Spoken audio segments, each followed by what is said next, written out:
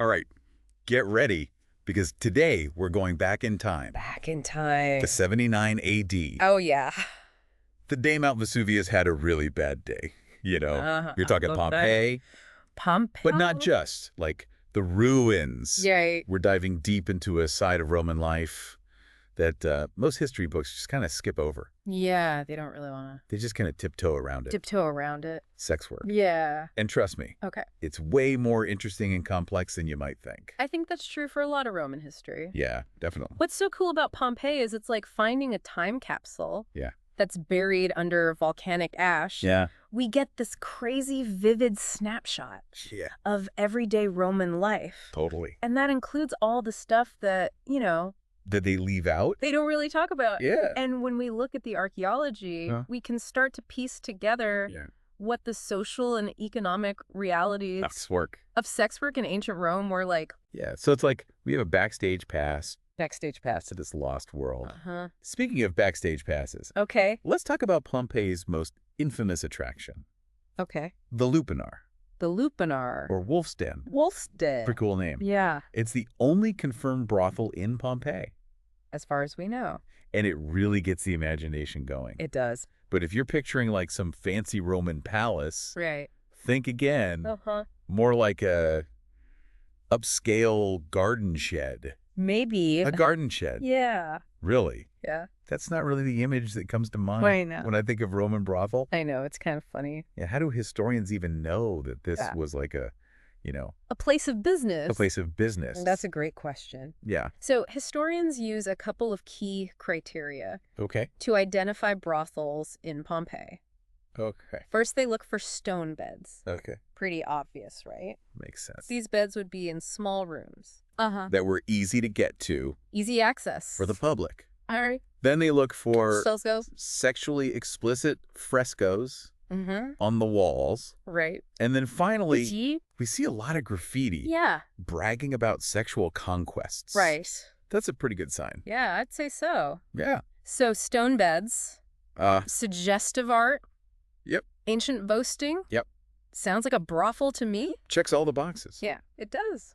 But there are a lot of misunderstandings Okay. about Pompeii and sex work. Okay. For example, you probably heard about those carvings of phalluses. On the walls. Yeah. Yeah. Pointing the way to the brothels. Yeah, that's a fun fact. Fun story, but not true. Really? It's just not true. Wow. Those phalluses are all over Pompeii. Okay. They're not connected to brothels at all. So they didn't have like an ancient red light district No. with a bunch of stone penises Not really. pointing the way. No. That's kind of a bummer. I know. What about that other rumor Okay.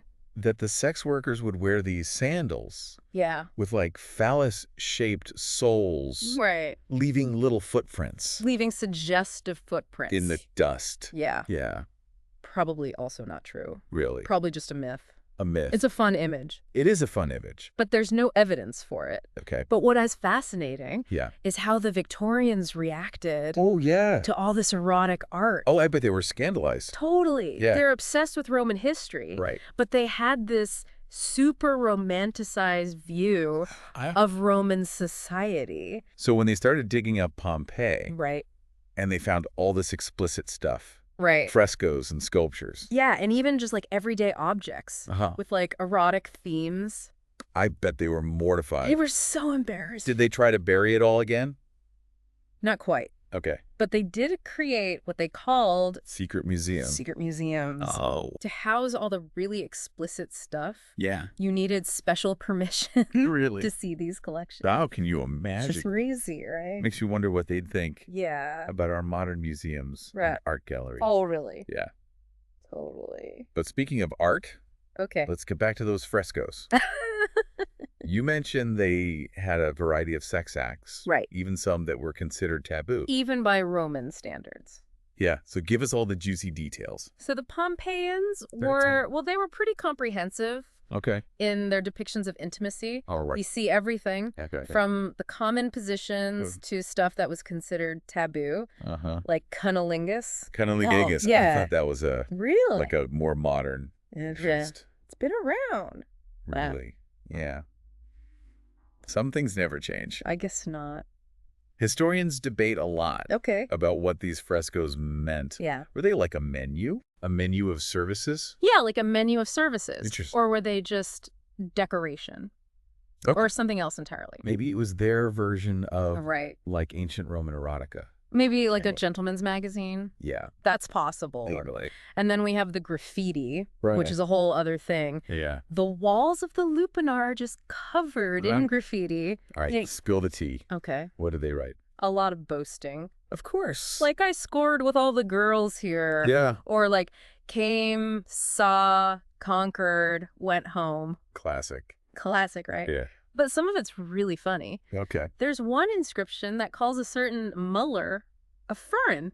Wow. Pretty descriptive. Sounds like she knew how to handle herself. I think so. Any other good ones? Oh, yeah, my personal favorite just says Mr. Garlic Farts. Mr. Garlic Farts. Yeah, What was it, like a bad review? maybe. Or a warning to other patrons? We can only guess. Yeah. But I like to think some of the graffiti Mm-hmm. was written by the sex workers themselves. Oh, wow. Just to like make fun of their clients or even Right. talk to each other. Oh, that's so cool. Messages across Yeah. millennia. That's incredible. It's pretty cool. So we have this image of the Lupinar as this bustling, Yeah. but kind of small place That's a little cramped. with these crazy frescoes Right. and dirty jokes on the walls. Uh-huh. And apparently some clients Yes. who didn't know about deodorant. Right. But let's zoom out a little. Okay.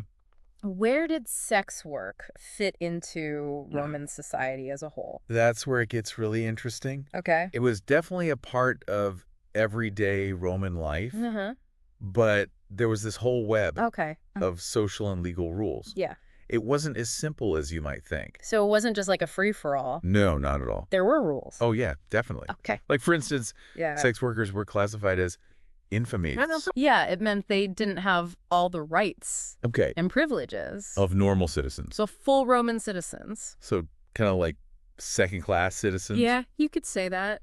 Couldn't vote or anything. Right, they couldn't vote, Okay. hold public office, Right. or get the same legal protections. Interesting. And actually, they shared this status, Infameres, yeah, with gladiators. which is kind of ironic Right. because gladiators were like I know. superstars. Total celebrities. Yeah, they had fans and endorsements. Yeah, like the whole 9 yards. Yeah. It's so interesting. It's a great example of how complicated Yeah. Roman attitudes were towards sex work. Okay. On one hand, you have this stigma, but on the other hand, Yeah. you have high-end courtesans Oh. living the good life. Making bank. Yeah, they had money and respect. So it wasn't just black and white. No, definitely. More like 50 Shades of Grey, Maybe even 50 Shades. especially considering those frescoes. Right. Yeah, it was more like a hierarchy. Okay. At the bottom, Uh-huh. you had the street workers, Right. who were super vulnerable. Yeah. Then you had enslaved people Yeah. forced into sex work. And then at the top. The elite, Yeah. the courtesans. Running their own businesses. Yeah, like powerful businesswomen. Wow, that's amazing. Yeah, it really challenges the stereotype Yeah, it really does. of like a helpless victim. Totally. They were smart Okay. and savvy, Okay. and some were even well connected to important people. That's so interesting. Yeah, history is rarely simple. It really isn't. And speaking of complicated history, Yeah. let's go back to the gladiators for a second. Okay. Remember how they were also infames? Yeah, and some sources talk about their trainers Right. using terms that sound a lot like, Like a pimp? yeah, Yeah. it's crazy. There's this theory Okay. that gladiators were basically pimped out Pimped out. to rich Roman women. Is there any proof of that? Not really. So more like a juicy rumor. Probably. Oh, yeah. But maybe it did happen, Okay. and they just kept it quiet. Right. Because of the stigma. Exactly. Yeah. We They- might never know. The mysteries of history. Right. But wait a minute. Okay. We've been talking about women. Yeah. What about men? Oh, yeah. Was there male sex work Absolutely. in Pompeii? Yeah. We even see graffiti Mhm. mentioning male workers. Like what kind of names? Names like Paris and Castrinus. At the Lupinar. Yeah, probably working there. Okay. Makes sense, Yeah. given the norms of the time. Right. But was it as accepted Yeah. as female sex work? Yeah. Was it like a thing? It's hard to say, okay. but we do know that later on, Uh-huh. in 390 AD, Okay. Emperor Theodosius I, Okay. he made male sex work illegal. Really? Yeah, punishable by death. That's a big shift. Huge shift. Wow. And it's part of a bigger trend. Okay. The rise of Christianity. Right. So is this when Roman attitudes started to change Yeah, you could say that. about sex work in general? Exactly. Early Christians saw sex work as immoral. Right. They really pushed for it to be stopped. So Theodosius's law Yeah. was part of a bigger crackdown. On pagan practices. Right. They destroyed temples. Wow. And traditional religious sites. It was a whole cultural upheaval. Yeah, a major shift. It's amazing how much we can learn I know, right? from just one event. Like a snapshot. The eruption of Vesuvius. Yeah. About this whole civilization. It's like a window into their world. That vanished so long ago. It really is. Pompeii gives us this incredible look. Yeah. Not just at their daily lives, but also like their social structures. Their laws. Yeah, their laws. Their beliefs. Yeah, their beliefs about everything. Yeah, about sexuality and morality. It's fascinating. Makes you wonder how future societies will view us. Oh, totally. Yeah, what they'll think about our customs and practices. Right, like what will be the weird thing that they uncover in the future from our time. Yeah, it really does make you think. Yeah. Okay, so we've explored the lupanar. The wolf's den. Yeah, we've talked about the complexities of sex work in Roman society. Yeah. And we even touched on the influence of Christianity. A big turning point. But before we wrap up this deep dive, okay. I have one question. All right, shoot. Is it true that the founding myth of Rome itself might involve a sex worker? Oh, yeah. The legend of Romulus and Remus. It's a guy raised by a she-wolf. Yes, such a classic story. Sick. But are there other interpretations? Well, some historians think Romulus and Remus weren't actually raised by a wolf. Really? They think it was a woman named Acca Laurentia. Okay. And in some versions of the story, she was a sex worker. Whoa. And get this. The Latin slang for sex worker was lupa. Lupa? Yeah, which also means she-wolf. So the she-wolf might have just been a symbol for a sex worker. Exactly. Some Roman writers even thought the she-wolf story was made up. To hide the truth. To make their origins seem less scandalous. Wow. So the founding of Rome. Maybe. Potentially linked to a sex worker? It's a possibility. That's mind-blowing. It really shows you how integral sex work was. The Roman society. To their culture. Yeah, even their myths. It's woven into their whole identity. Absolutely incredible. Yeah. And it makes me think about all the other untold stories still waiting to be discovered. Buried beneath the ash. Yeah, in Pompeii. Or lost to time. Yeah, and it also makes me wonder. What's that? Is prostitution really the oldest profession? Oh, interesting. Like the saying goes. Yeah. Remember those monkeys we talked about earlier? The capuchin monkeys. Yeah, the ones who learned to trade tokens. Yeah. For treats. Well, researchers saw them doing this thing. They called it sex for tokens. What? Yeah, like they would exchange sex. No way. For tokens. That's crazy. It suggests that maybe this whole idea of exchanging things, even intimate things, might go way back. Deeper than we thought. Like way back in our evolutionary history. Wow. It really challenges that whole oldest profession idea. It makes you think. Yeah, maybe future archaeologists will find Neanderthal brothels. Now that's a deep dive. I know, right? I'd love to see that. Me too.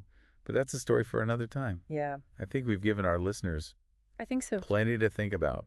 Pompeii, sex work. The Romans. It's all connected. It all comes back to that. It does. But before we go, I want to leave our listeners with one thought. Right. Pompeii shows us that the past isn't really gone. It's still with us. It still shapes us. In so many ways. Whether we realize it or not. Well said. So keep exploring, keep questioning. Keep learning. And keep those minds open. The journey never ends. And if you enjoyed this deep dive, don't forget to hit that subscribe button. We'll be back. We'll be back next week. With more stories. With another captivating story. From history. From history and culture. And the human experience. Until then, keep learning. Keep diving deep. And keep on diving deep. See you next time.